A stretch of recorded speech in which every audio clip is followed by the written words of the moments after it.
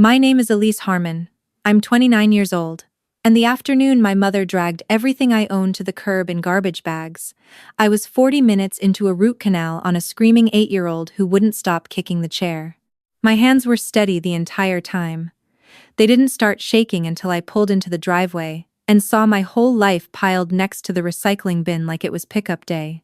3 black trash bags, 2 cardboard boxes with the flaps ripped open. My winter boots tossed on top of a laundry basket full of bras and work scrubs, right there on the sidewalk where the mail carrier and every dog walker on Clover Lane could see. My diploma from the dental hygienist program was face down in a puddle from the sprinkler.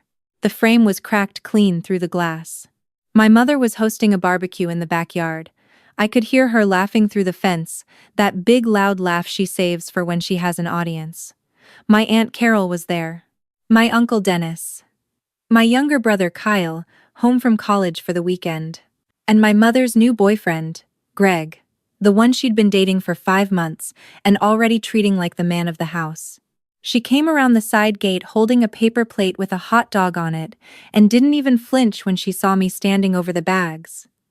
"Oh good, you're here. Saves me a trip to your room." I stared at her. "What is this?" She took a bite. Chewed. Swallowed. "Spring cleaning. You're 29, Elise. Greg and I need that room for his home office. You've had 3 years of free rent. Time's up. Free rent." That phrase hit different when you're the one who'd been paying the electric bill since your mother forgot to set up autopay 2 years ago. When you're the one who drove her to every dental appointment, every eye exam, every court date from the DUI she still swears wasn't her fault.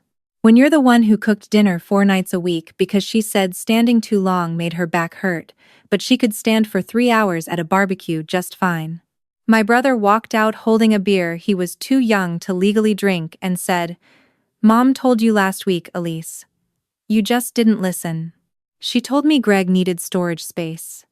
Not that my entire existence was getting evicted during a cookout." My Aunt Carol appeared behind the fence and gave me that look, the one relatives give when they know something is wrong but have already decided it's not their business. "Elise, honey, your mother's just trying to move forward. Don't make a scene. Don't make a scene." Funny how that sentence only ever gets aimed at the person being humiliated, never at the person doing the humiliating. Have you ever stood on a sidewalk holding a cracked diploma while your family ate hot dogs 10 feet away like nothing happened? Because I have. And something in me shut off. Not broke, shut off. Like a breaker tripping before the whole house catches fire. I loaded every bag into my Honda without saying another word. The trunk didn't close all the way, so I tied it down with a bungee cord from the garage where Greg's motorcycle now sat in the spot where my car used to be. When I was done, I walked to the backyard gate, looked at my mother, my brother, my aunt, Greg, all of them mid-bite, mid-laugh, mid-whatever performance they were doing, and said one thing: "You're going to remember today. And when you do, don't call me." Then I left. Before I tell you what happened over the next 12 days, tell me something. What time is it where you are right now? And where are you watching from? Drop it in the comments, because I genuinely want to know how far this story travels. I didn't cry in the car. I wanted to, but the tears wouldn't come, like my body had decided grief was a luxury I couldn't afford yet. Instead, I drove to the only person who had never once made me feel like I was too much, Jada Simmons. We'd been best friends since sophomore year biology when she let me copy her frog dissection diagram, and I bought her Taco Bell every Tuesday for a month as payback. Jada opened her apartment door, saw the bungee cord hanging off my trunk, and said, "What did she do?" Not what happened. Not "Are you okay?"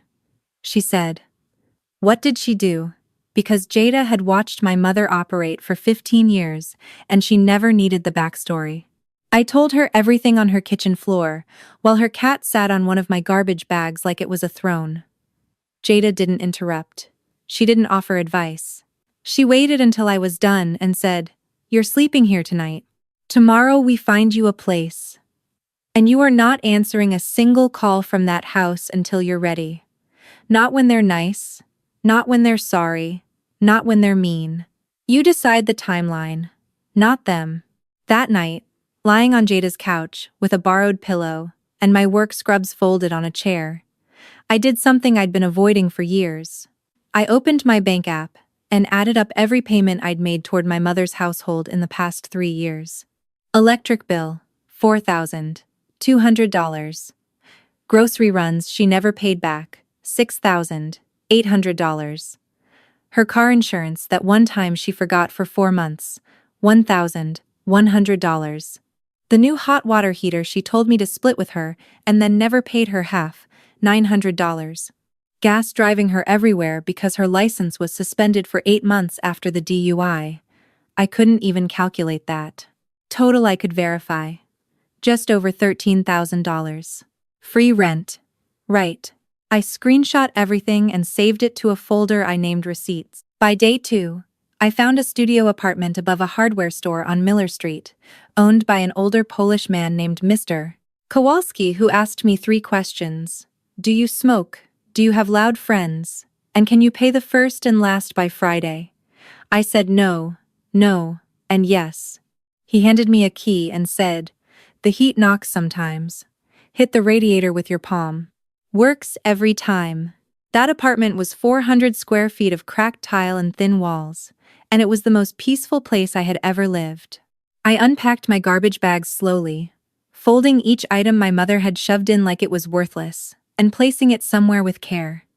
My diploma went on the wall with a new $5 frame from the dollar store. It wasn't much, but nobody could throw it on a sidewalk anymore.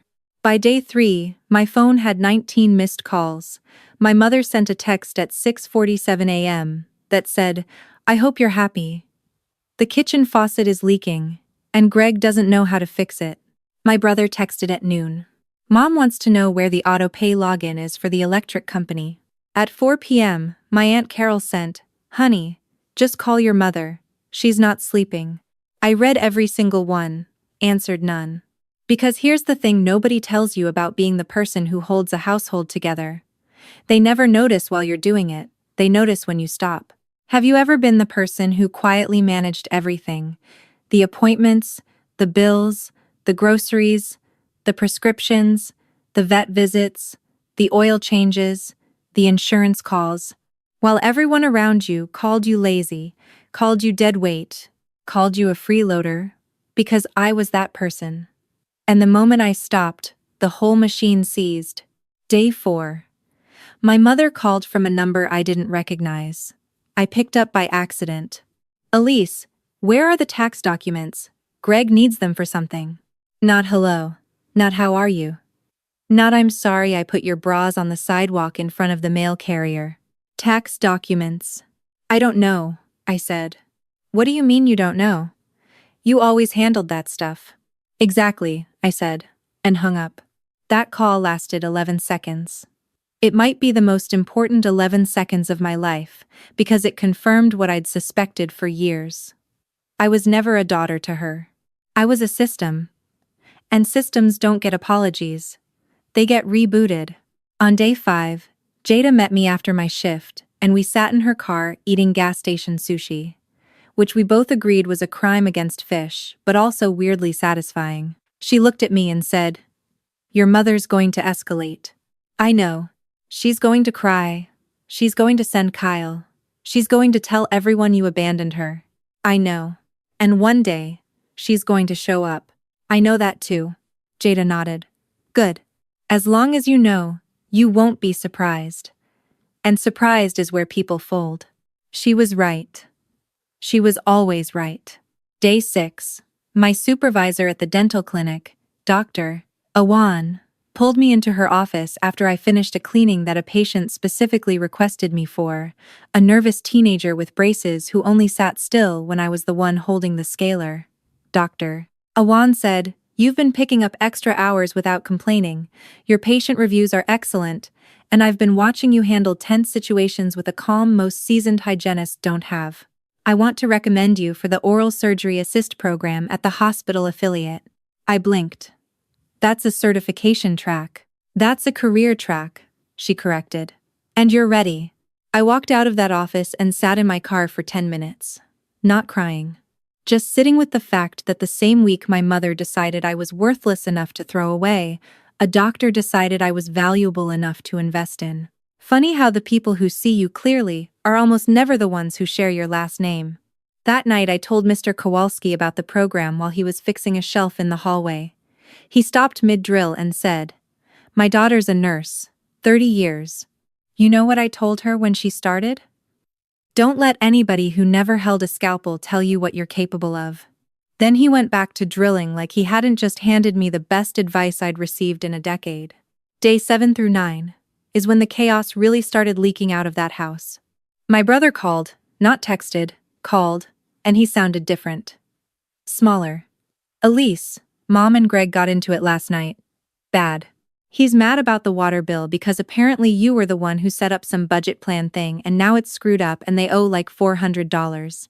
That sounds like their problem," I said. "She's blaming you." "She threw me out, Kyle." Silence. Then, "I know. I didn't think it would get like this." "Like what? Hard? Inconvenient? Welcome to what I've been managing alone for 3 years while you were at school and Mom was telling everyone I was a leech." He didn't argue because he couldn't. Every word was true and he knew it.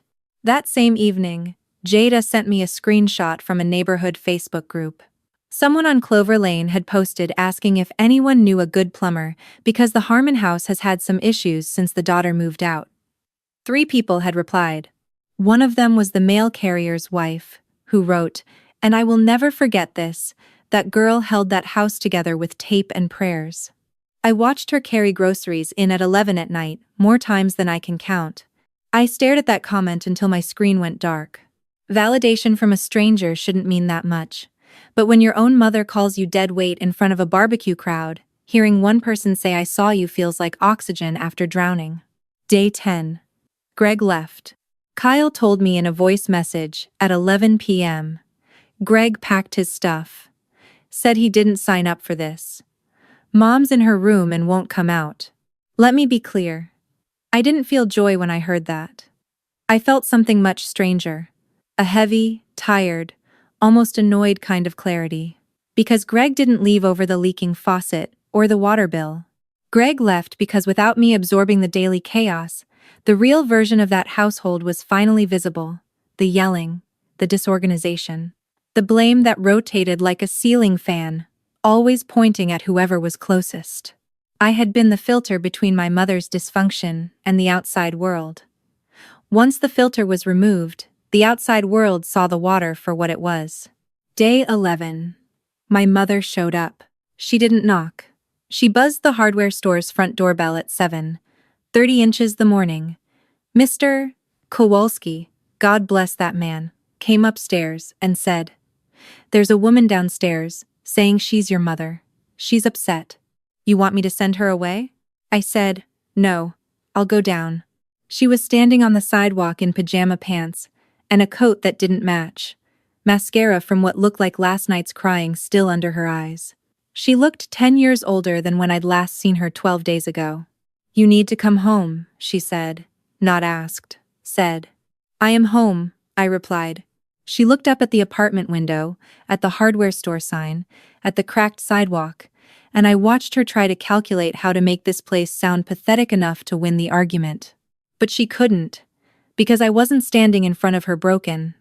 I was standing in front of her dressed for work, badge clipped on, hair pulled back, calm. "Greg left," she said, like that was supposed to change something for me. I heard. "The house is falling apart. It was falling apart when I was there. You just didn't notice because I was fixing it." Her face crumpled. "That's not fair." Neither was putting my underwear on the curb next to the recycling bin during a barbecue. She didn't have a response to that. What could she say? She did it. My aunt saw it. The neighbors saw it. The mail carrier saw it. Then she said the sentence that told me everything I needed to know. "People are asking me what happened. What am I supposed to tell them? Not 'I miss you.' Not 'I was wrong.' Not 'I'm sorry I let Greg matter more than my own daughter.' What am I supposed to tell people? Reputation. That's what she came for, not me." I looked at her for a long time, long enough that she started to fidget. "Tell them the truth, Mom. Tell them you threw your daughter out to make room for a boyfriend's desk, and now the boyfriend's gone, and the daughter is too. Tell them that." She grabbed my arm. Elise, please. I pulled back gently but firmly. I'm going to work. If you want to talk to me someday, it won't be because you need me to fix your house, or manage your bills, or make you look like a good mother to the neighbors. It'll be because you've figured out how to treat me like a person. Then I turned around and walked back inside. Mr. Kowalski was standing at the register pretending to sort nails. He looked up and said, "She gone?" "She will be." He nodded once. "Good. You got work." And I did. I went to the clinic, cleaned 4 sets of teeth, calmed a shaking 5-year-old through her first x-ray, and submitted my application to the Oral Surgery Assist program on my lunch break. Dr. Awan signed the recommendation letter right in front of me. "You're going to be great at this," she said. And I don't say that to people I don't mean it about. Day 12 was the day everything landed. I was restocking supplies in the operatory when my phone hit 71 missed calls. 71. I scrolled through them during my break like reading a timeline of someone's slow unraveling. Mom, 6:15 a.m. Call me. Mom, 7:02 a.m. Elise, the hot water isn't working, and I don't know who to call. Kyle, 9:30 a.m.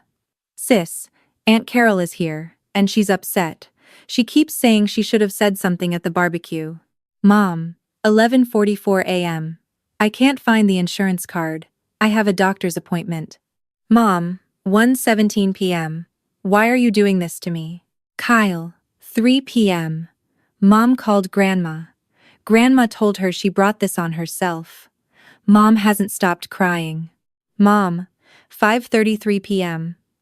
I never meant for any of this. Kyle, 8:49 p.m. Can you at least tell me you're safe? That last one.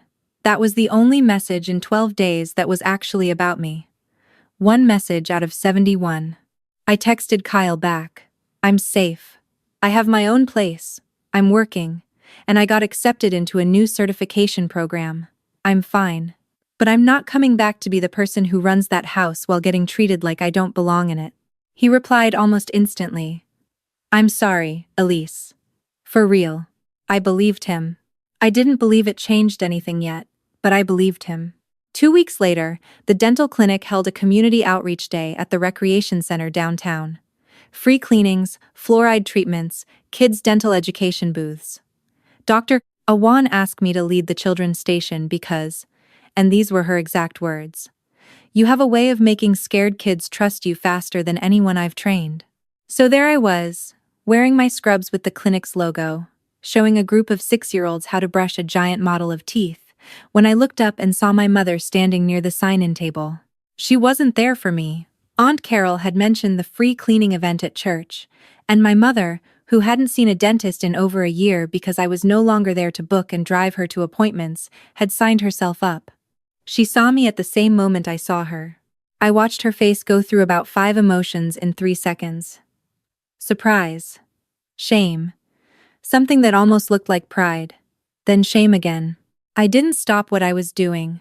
I finished showing the kids the proper brushing technique, high-fived a little boy who'd been terrified of the toothbrush 2 minutes earlier, and handed out stickers. Dr. Awan walked past and said loud enough for the whole table to hear, Elise, the hospital affiliate called this morning.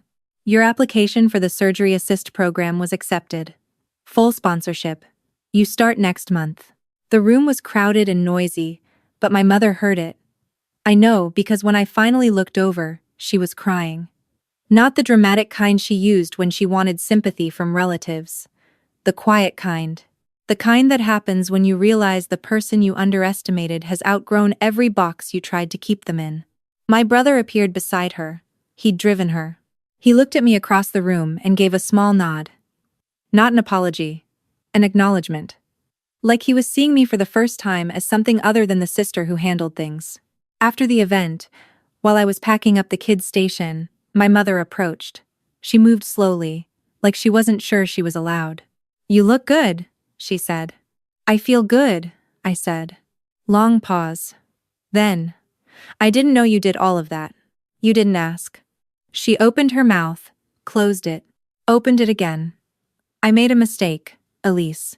I stopped folding the tablecloth and looked at her directly. You made a choice, at a barbecue. in front of everyone, while eating a hot dog. She flinched at the specificity. People always flinch when you remember the details they hoped you'd forget. I want you to come home, she whispered. No. Not forever. Just to… No, Mom. Not for a visit. Not to fix the faucet. Not to find the insurance card. Not to set up autopay. Not to make it look like everything's fine for Aunt Carol. No. She was crying openly now. A couple of volunteers pretended not to notice. If you want a relationship with me, I said, it starts with you learning that I'm not the person who manages your life. I'm your daughter. Those are different things. And you never figured out the difference. She stood there for what felt like a long time. Then she said, I'm sorry. It wasn't enough. Not yet. But it was the first time she'd ever said it without immediately following it with but. I hear you, I said. And maybe we'll get somewhere. But it won't be today. Then, Dr. Awan called my name from across the room, and I went back to work. That was the ending my mother deserved. Not a hug. Not a door slammed in her face. Just her daughter choosing her own life, clearly and calmly, while the world watched. That night, I sat on the floor of my little studio apartment, eating lo mein from the carton, radiator knocking like it always did, and I thought about the barbecue, the garbage bags, the cracked diploma, my bras on the sidewalk, and I realized something I wish I'd understood years ago. My mother didn't throw me out because I was a burden. She threw me out because I had quietly become the most essential person in that house, and that threatened a story she'd been telling herself and everyone else, that I was the weak one, the one who couldn't survive without her. Turns out, the house couldn't survive without me. And I could survive just fine without the house. I used to think being needed and being loved were the same thing. They're not. Being needed means someone panics when you leave because their system breaks. Being loved means someone fights to keep you, because your absence would break their heart, not their routine. 71 calls. Not one of them was about my heart. Every single one was about their routine. If your family only realizes what you're worth after you stop carrying them, ask yourself this: were they ever loving you, or were they just using you and calling it family? And if you're the person right now who's managing everything, paying the bills, booking the appointments, keeping the peace, absorbing the blame, cooking the meals, fixing the problems, all while being told you're not enough, hear me when I say this. You are not the burden. You are the foundation. And the day you walk away, the building falls. Not because you were weak, because you were the only thing holding it up. Would you have the courage to leave? Or are you still carrying a house that was never built to shelter you?